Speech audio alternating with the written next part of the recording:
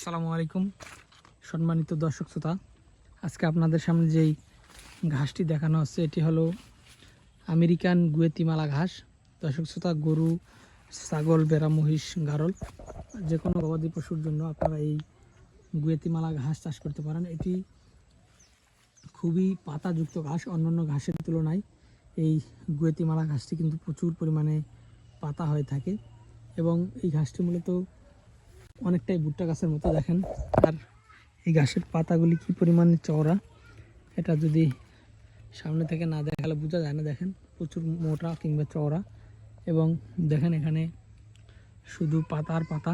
এই ঘাসে কিন্তু প্রচুর পরিমাণে পাতা হয়ে থাকে। তো দর্শক শ্রোতা, সর্বোপরি যারা গাভীর খামার যাদের রয়েছে তারা এই গুয়েতিমালা ঘাসটি চাষ করতে পারেন। এটি গাভী গরুর জন্য সবচেয়ে বেস্ট হয় গুয়েতিমালা ঘাস। পাশাপাশি যাদের ষাঁড় গরুর খামার যাদের রয়েছে তারা ষাঁড় গরুর জন্য এই ঘাসটি চাষ করতে পারবেন।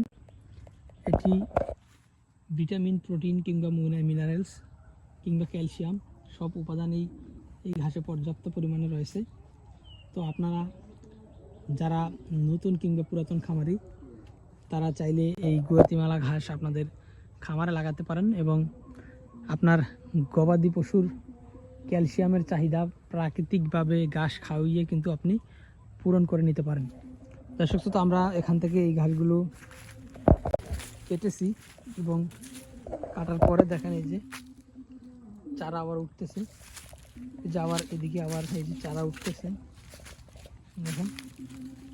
আর এই গাছগুলো আমরা অল্প কিছুদিন আগে কেটেছিলাম এবং এখন মোটামুটি দেখেন কীরকম হয়েছে।